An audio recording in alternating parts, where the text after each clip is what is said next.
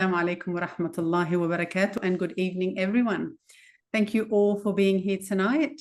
My name is Salma Soueid, and I'm a migration solicitor at BLN Lawyers, and I'm honoured to be hosting this important conversation tonight with Muslim Votes Matters.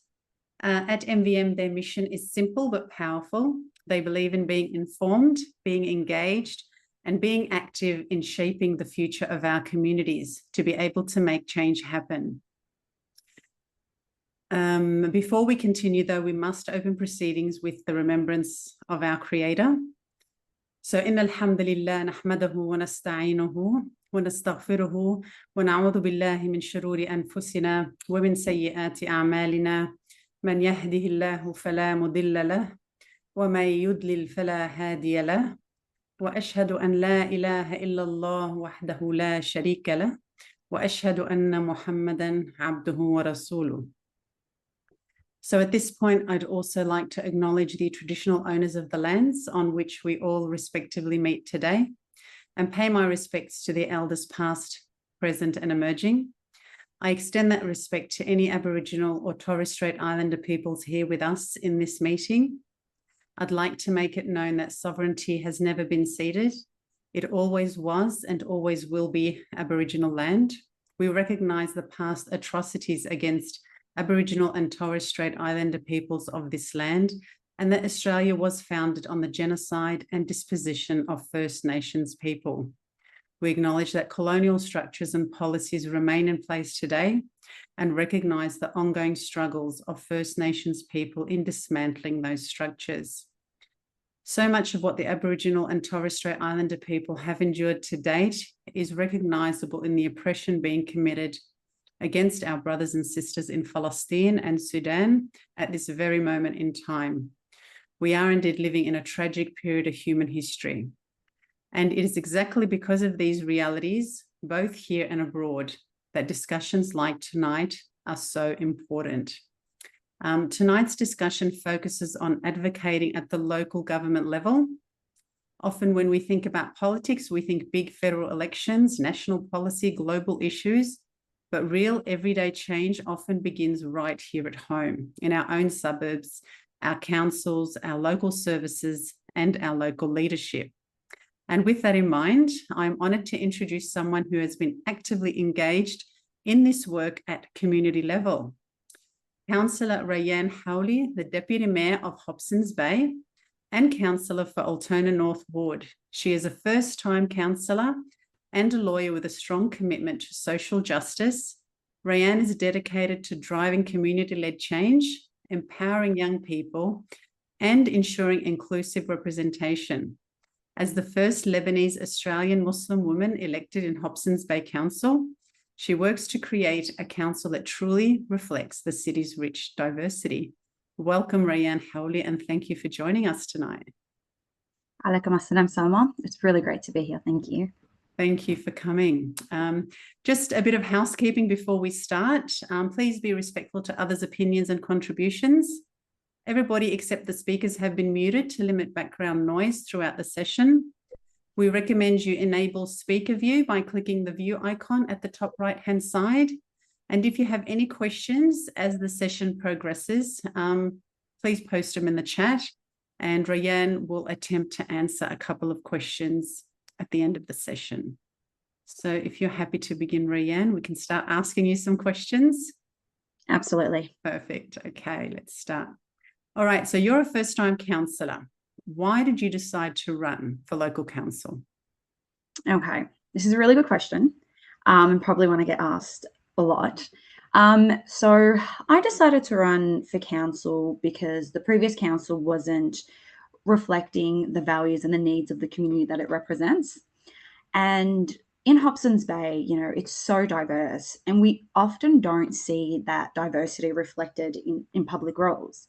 And that's whether it's, you know, from migrant communities, different faith communities, young people, women, or all of those, there is still quite a long way to go.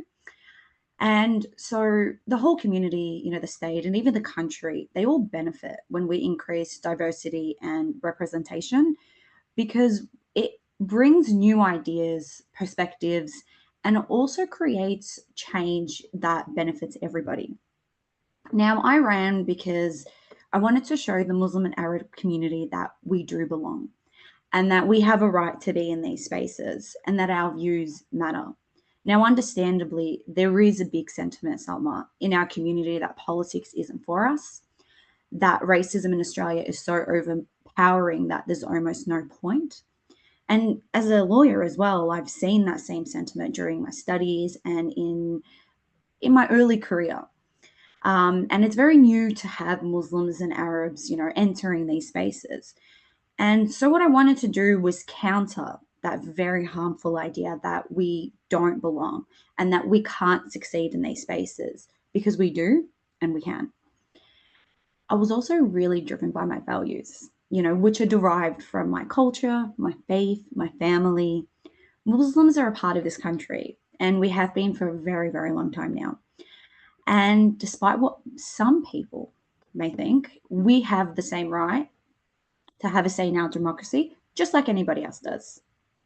Now, when I did decide to put my hand up, I received, Selma, so much support during my campaign. It was actually really overwhelming. Many people in the community out in Hobson's Bay who had never voted before, weren't even engaged in politics, were suddenly paying attention. They were putting up signs. They were contacting me and telling me about the issues in the local community that mattered to them. And it just really showed me how important real representation is. And it gave people the confidence to just raise everyday issues that they normally wouldn't feel like they could. And this makes diverse communities feel very empowered to speak up and, to take up leadership positions themselves. And I'm sure you would have seen Zohan Mandami won as Indeed. first. Yes, it was absolutely incredible. And so I followed that campaign from start to finish. And it was just so inspiring to watch. And it really showed, it was a reminder to Muslim communities everywhere that our present matters, our voices belong, and our contributions are shaping the future. And he faced and overcame so many obstacles. It was just absolutely incredible. But he was proud, and he said that out loud, to be a Muslim. And he won, despite the criticism that he got, the Islamophobia that he faced. He had billionaires, and I think they donated about $22 million Against him. Against him, yes. To support him. And despite all that, and it was just so incredible. So the presence, the people that came together to support him. Yes. Just People taught us so much. side, overtook money and everything that people tried to stop. It was incredible. It was incredible and well-deserved win. Like this time last year, nobody knew who he was. He was at 1% in the polls, and he won with a majority. And that's incredible. Absolutely. Yeah. Just noting on that, when you were sort of door knocking and going around and promoting yourself, did you come across any negative reactions towards you being a Muslim and, trying to put yourself out there?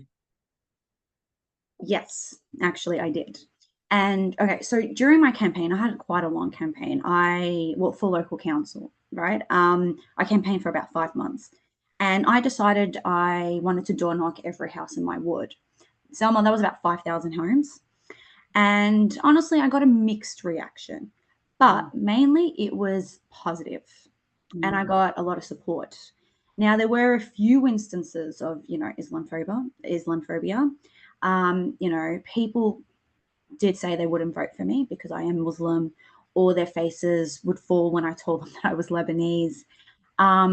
And actually, some people said they wouldn't vote for me because of my stance on Palestine. And so I wanted to show people, who I was, and I didn't want to mislead anybody. And more importantly, I wanted to stand up for what I thought was right and stand up, for the community, which had been, neglected. So a lot of people said to me, Rayene, don't mention Palestine, not during the campaign. Don't bring it up. Because one of my campaign promises was to pass motions on Palestine? And I said, no.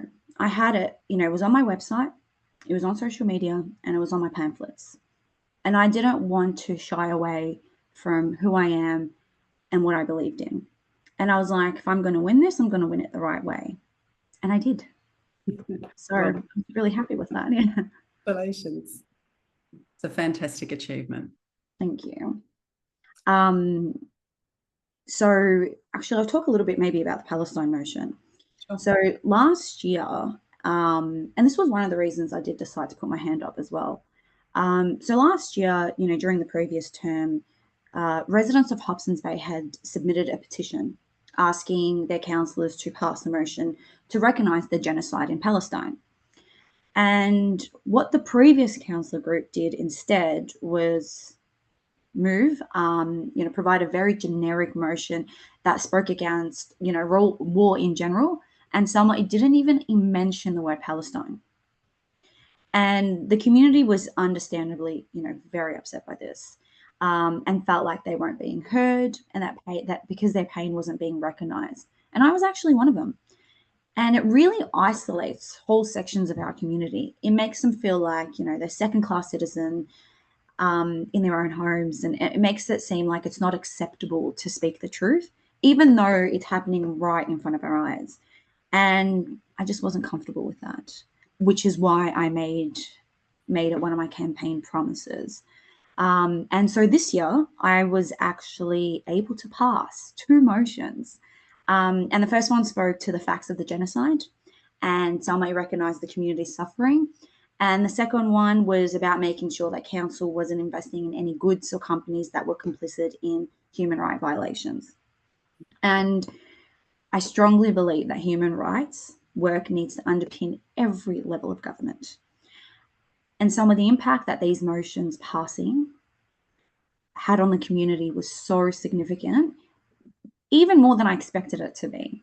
I had people calling me, thanking me for elevating their voices, making them feel like they belong and that they mattered. And it was just incredible. Absolutely. It certainly is incredible. And you touch on the fact that people need to feel belong, that they do belong. And I can honestly say that when I first put on my scarf, I didn't feel like I belonged. I was 25 years old. I was in the workforce. And then overnight, I decided to put my hijab on, and I became invisible. And you don't feel like you belong. And a lot of the time, people just stop acknowledging you. And it's devastating. But I acknowledge that you put in the hard work, you put in the dedication, you told yourself that you belong, you made sure you belonged, and people noticed you. So I think it's really important that young Muslim women, even young Muslim men, really do strive to get that confidence within themselves, put themselves in situations where they're not so comfortable, and make their presence known. It's just how change is going to happen. And that really highlights how being involved and how representation can change the way communities see themselves and their places in the local government. So on that note, I'd like to move on to the next question. How has your background influenced, or how has your background influenced your approach as councillor, being Australian Lebanese Muslim? Oh, that's a really good question. Okay, so my Lebanese heritage has definitely been one of the biggest strengths. So growing up, community was everything. We looked out for one another. We showed up for each other. We spoke from the heart. And that has really shaped how I lead.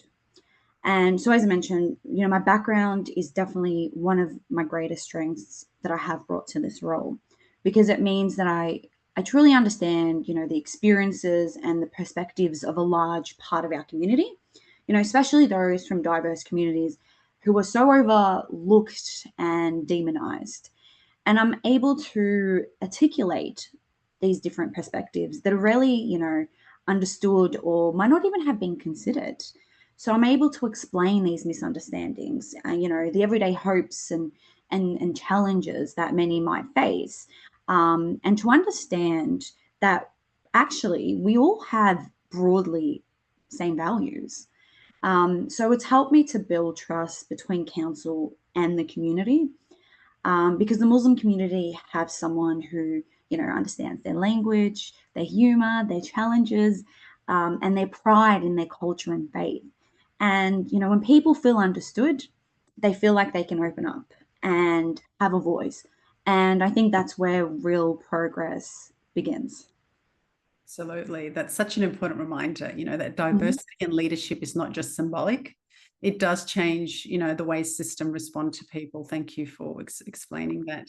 Yeah. Well, actually, there was one thing that did happen while I was door knocking, and it's an interesting story. So as I mentioned earlier, that I had, you know, Palestine motions as part of my platform. So I was door knocking. I had missed a door, and when I missed the door, I would like leave a little note with my pamphlet. So I was walking down the street, and I had somebody actually run after me because he had missed the door. He was on the phone taking a call, and he ran after me, and he was like to me, "Rayene, I really like what you stand for. I like that you're working hard. The only reason I don't want to vote for you is because of my stance on Palestine." And he's like, "It wasn't a local issue." These are his words. And I was like, okay. So instead of getting angry, you know, I kept myself, you know, calm. And I explained to him that, you know, how it was affecting our local community. And I also went over the fact, like, I didn't want to mislead anybody. And wouldn't you rather me be open and honest and know exactly what I stood for and who you're going to be voting for? And we had a really lovely and long discussion. At the end, Selma, he actually thanked me for taking the time to speak to him, for explaining the impact that it had on the community. And he said that he was going to vote for me. And he became one of my biggest supporters. And it was just so amazing. And it was just incredible. Just being there and being able to communicate and having that interaction and to educate made a difference. Something as simple as that went a very long way. That's fantastic to hear. So how can local residents, do you think, how can they influence outcomes at local level? Okay. So, as you know, local government is the closest level of government to communities. So, advocacy can have a really, really big impact. And so, engaging with public consultation is one of the most effective ways for local residents to influence decisions that affect their community. And so, councils hold consultation on a wide range of issues. You know, this can be anything from local development to parks to community services. And you can participate in several ways. You know, you can attend the public meetings that are held once a month. You can submit written feedback. You can complete, you know, the online surveys. You can even join the focus groups, and you can attend the council meetings and ask questions. And it's really important to always be clear about the issues that matter to you and to provide examples or evidence, you know, where possible, because this helps councillors understand the real life impact that it has on the community. So, you know, agendas of upcoming meetings are usually posted online so people can actually see them ahead of time. And, you know, you can look through them. If there's anything that, you know, matters to you, you can send in your questions, attend the meetings and ask. You know, residents can also provide feedback on things like, you know, the council plan. And the council plan is what sets, you know, the council's priorities for the 4-year term. We also have the annual budgets.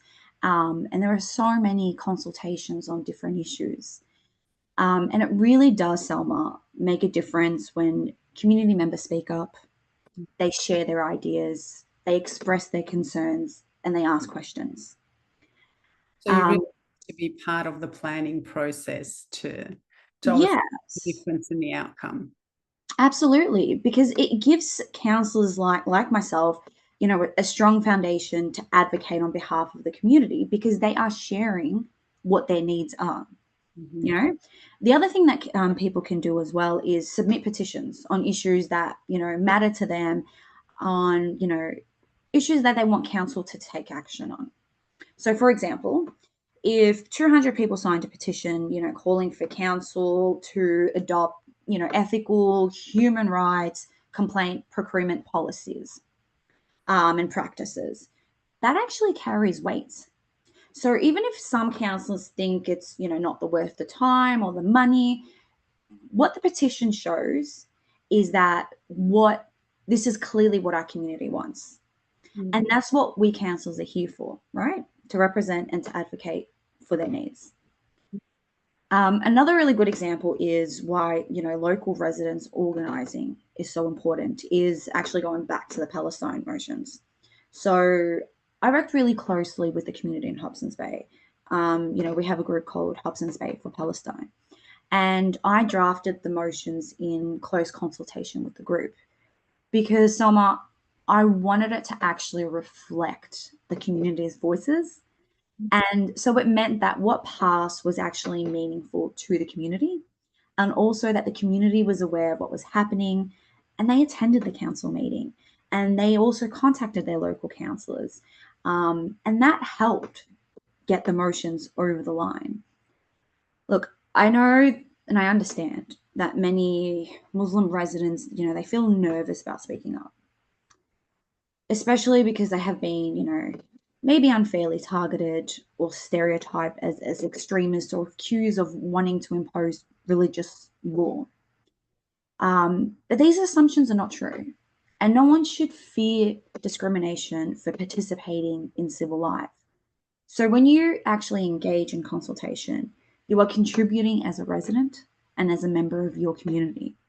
And it's really important to remember that, your lived experience, your insights and perspective are actually valuable and necessary for decisions that affect everybody. Absolutely. So there are no limited sort of numbers. People should just, if they have concerns, do the petitions. Even if it's 20, 30, 40, you have to start somewhere, be involved and make that change. Fantastic. Every small step, Salma, goes a long way. Exactly. And people underestimate that, but it really, really does. Definitely.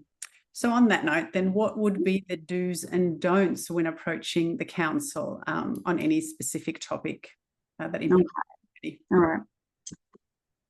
Firstly, I think it's always really important to remember that, your voices matter.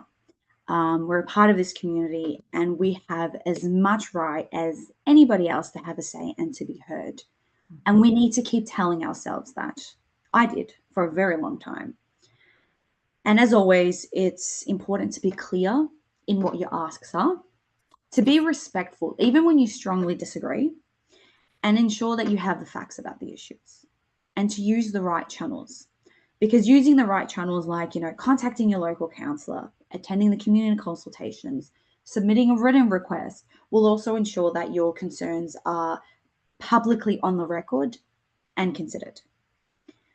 What's really important is to have goals in mind and to be thinking about how you can best make progress towards them. For example, I keep going back to Palestine, but this was a long process and I learned so much from it. It took a very long time. It took compromise, but not on key values. And it took a lot of patience, but we made progress. It took us about 5 months to get there. And Salma, I can't tell you how many times there were where I could have gotten very, very angry. And there were many times where members of the community did get angry, understandably. But it was about how can we use that anger to actually get an outcome, right? Because that's the aim. We want to get somewhere. What else? I will also say that it's also important to listen as much as it is to speak. So understanding different perspectives, including those of councillors, other community members, even people that you don't agree with, because it helps you frame your message in a way that can lead real change.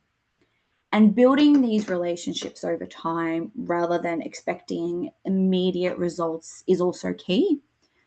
Because as I said, sometimes these small, consistent follow-ups and being persistent but patience can make a bigger impact than a one-time or one-off effort.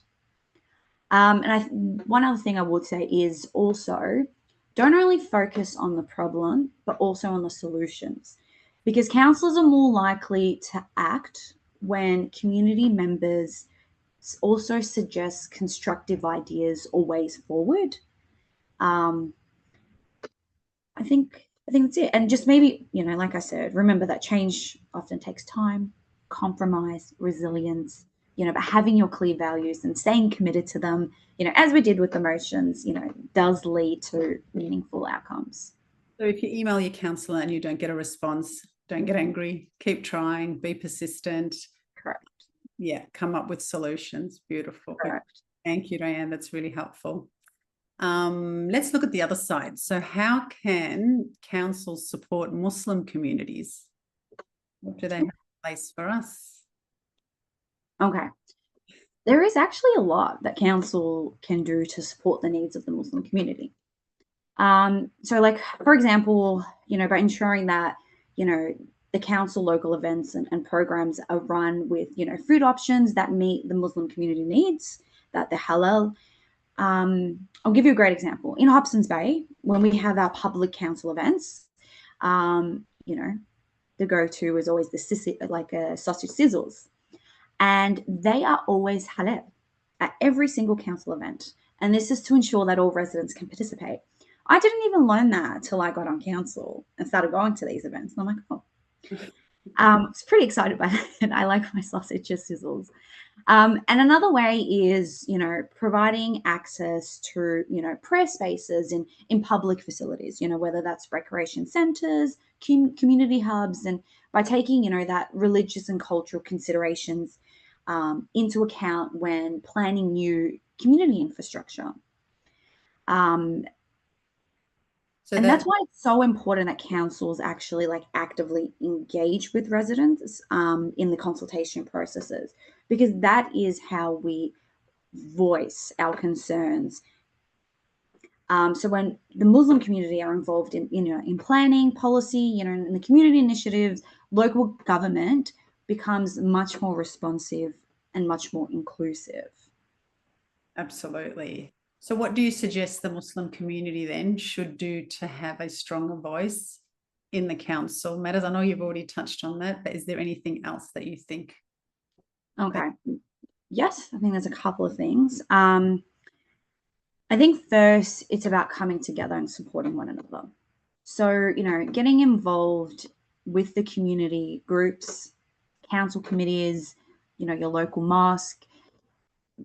These are all places where, people can share concerns and work on solutions together. So when our community comes together with a unified voice, councils and all levels of governments are much more likely to listen. Consistent engagement is absolutely essential. And I know I've said this so many times that it is so important. You don't just show up once.